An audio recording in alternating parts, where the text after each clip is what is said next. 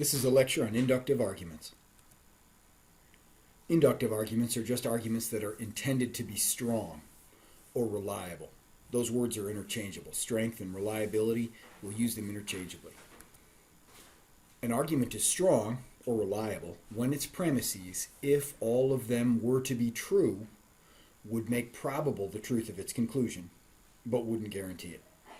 So if the premises of the argument were all true, then its conclusion would be likely, but not guaranteed. That's a strong argument. Contrast that with validity. Remember, here's the definition of a valid argument. An argument's valid when its premises, if all of them were to be true, would guarantee the truth of its conclusion. Here's a question. If the premises guarantee the conclusion, then don't the premises make the conclusion more likely? Isn't guaranteeing something making it very, very likely? In fact, a conclusion couldn't be more likely if it were guaranteed. So here's the question. Aren't all valid arguments strong? Since valid arguments guarantee their conclusions, and in reliable arguments or strong arguments, the conclusions are made likely, and guaranteeing is a way of making likely, then aren't all valid arguments strong? The answer is no. No, they aren't.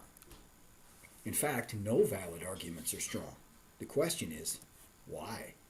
Why isn't there any overlap between the valid arguments and the strong arguments? Here are the definitions again. Pause the lecture and think about your answer. Why isn't there any overlap between the valid arguments and the strong ones? It's that clause in the end in the definition of strength that rules out any overlap. That's the reason that clause is there. The premises in a strong argument don't guarantee the conclusion. If premises would guarantee the conclusion, then the argument's valid. Here's roughly the idea. If support for the conclusion provided by the premises goes up as you go up the chart, then the valid arguments are at the top, where the support is conclusive, the conclusion's guaranteed. An argument's strong or reliable if the support for the conclusion isn't a guarantee, but something less. Think about this example. All geophysicists believe in plate tectonics. Zoe's a geophysicist, so Zoe believes in plate tectonics. What can we say about that argument? Can we say anything about its form? Well, if all geophysicists believe in plate tectonics, then there's nothing out here. There's nothing out here in the geophysicists that don't believe. Now, if Zoe's one of the geophysicists, we know she's in G, the G circle somewhere. She must be over here in the middle because there's nothing out here by premise one. So Zoe must believe in plate tectonics. There's no way around it. So that argument is valid. It's not strong, it's valid. What about this slightly different argument? Almost all geophysicists believe in plate tectonics, and Zoe's one of the geophysicists. Does that guarantee that Zoe believes in plate tectonics? Well, this is a strange looking Venn diagram, but I think you'll understand it. Almost all of the G out here is shaded in. It's almost all pushed into the B, but there's a slight possibility of a geophysicist that's outside of the believers in plate tectonics. That's possible. Now, if we know that Zoe is a geophysicist, that is, she's somewhere in the white part of this G circle, does that guarantee that she believes in plate tectonics? Well, she's probably in this B region, but there's a small chance she's one of the geophysicists that doesn't believe in plate tectonics. So this argument is not valid, but it is strong or reliable. There's no guarantee of the conclusion, but the conclusion is probably true if the premises are. Now notice, when we were evaluating that argument for strength, we don't really care if the premises are true or not. You didn't have to do any research and find out whether geophysicists really do believe in plate tectonics for the most part. You didn't have to know anything about Zoe. You just assumed the premises were true and then checked to see what that meant for the conclusion. That's because validity and strength are about the form of arguments. They're not about the truth of the premises, they're about the form of arguments. What about this one? Strong or not? 98% of geophysicists believe in plate tectonics. Zoe's a G, so Zoe's a B. Yeah, that's strong. What about this slightly different one? 91%. Strong? Yeah, strong. 83% of G are B. Zoe's a G. So Zoe's a B. Okay, that's strong. 71%? Pretty strong. 64%?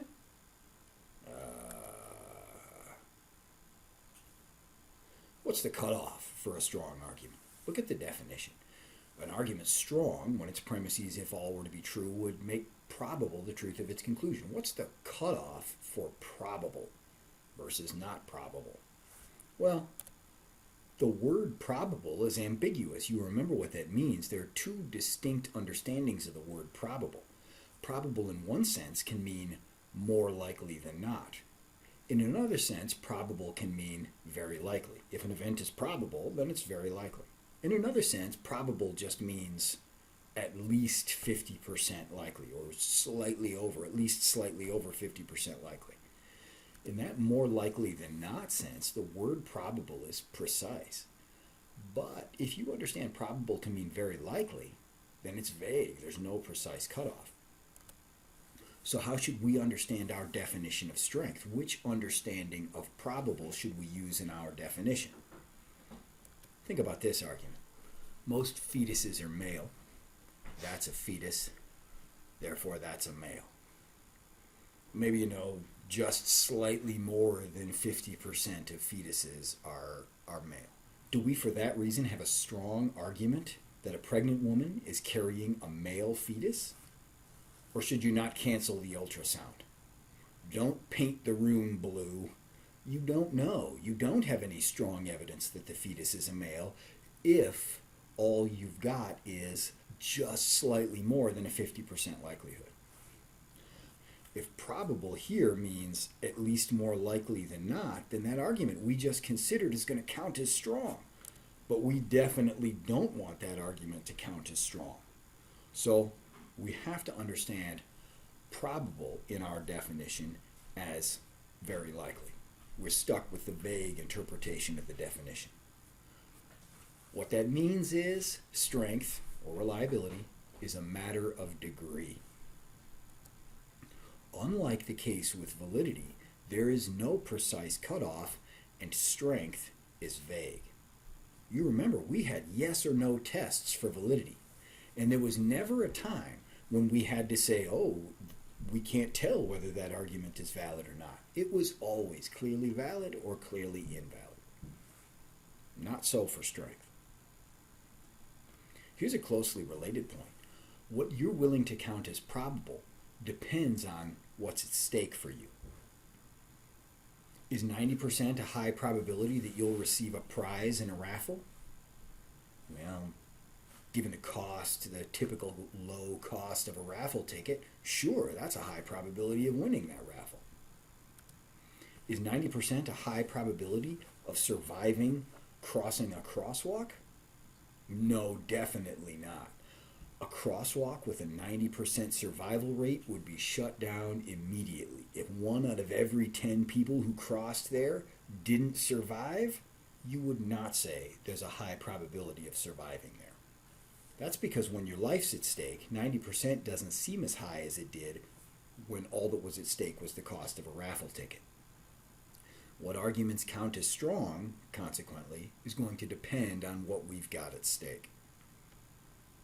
Since our definition of reliability or strength depends on probability, and probability, our understanding of high probability, depends on what we've got at stake, then which arguments count as strong are going to depend on what's at stake. Higher stakes require more support. Now think about this example. Here's an argument. The weather app says there's a 100% chance of rain tomorrow. The National Weather Service says rain is certain tomorrow. My neighbor's arthritis is acting up. Therefore, it will rain tomorrow. Is that argument valid or not? Careful now. Just because the weather app says there's a 100% chance of rain tomorrow, and the Weather Service says it's certain tomorrow, that doesn't mean the conclusion is certain, right?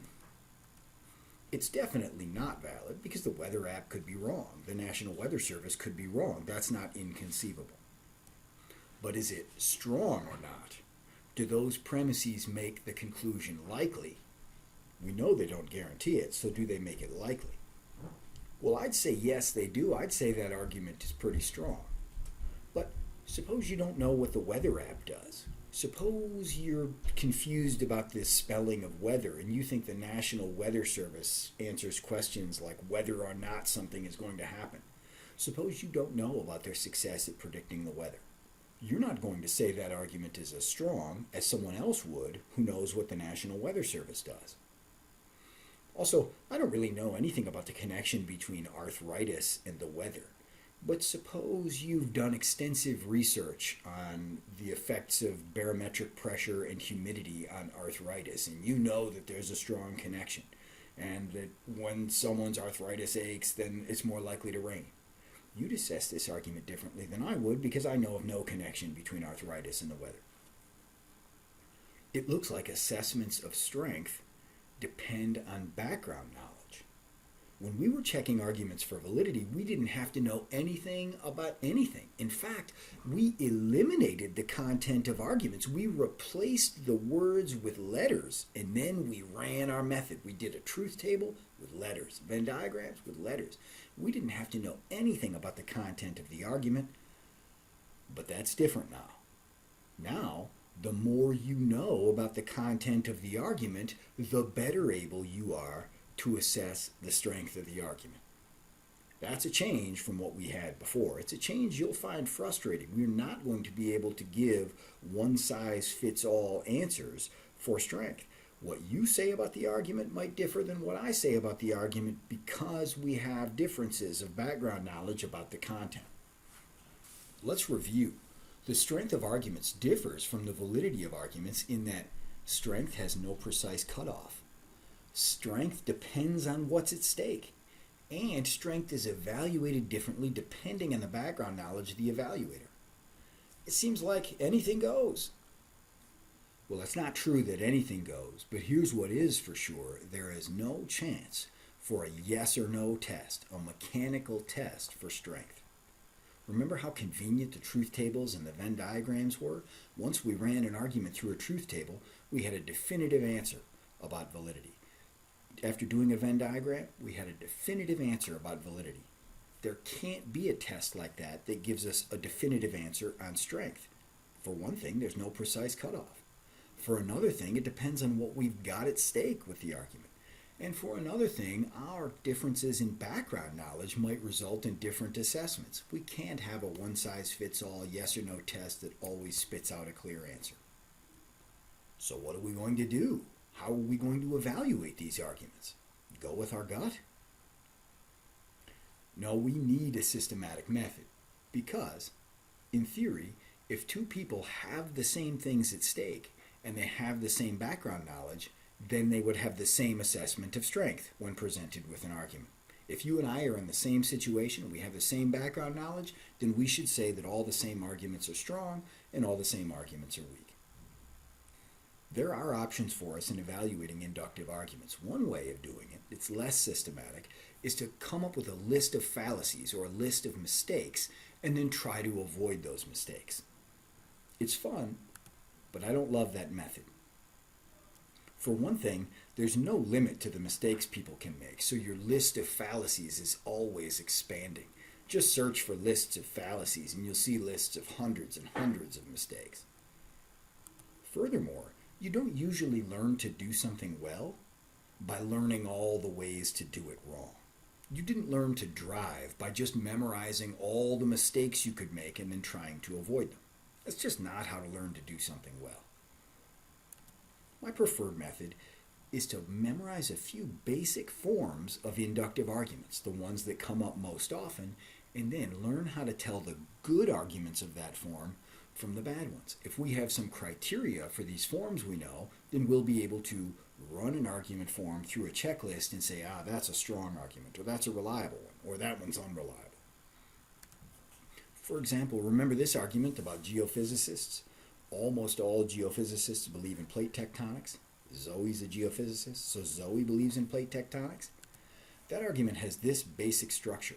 A high proportion of things in group A are also in group B. X, particular object X, is in group A, therefore particular object X is also in group B. That argument form is everywhere. It comes up so often it's got its own name. Statistical syllogism. That argument is a statistical syllogism, and any argument with that structure on the left is a statistical syllogism.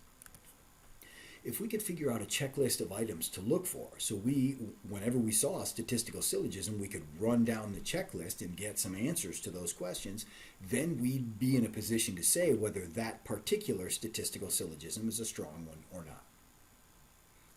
That's where we're headed next. We'll work on statistical syllogisms next, then we'll move to other forms after that.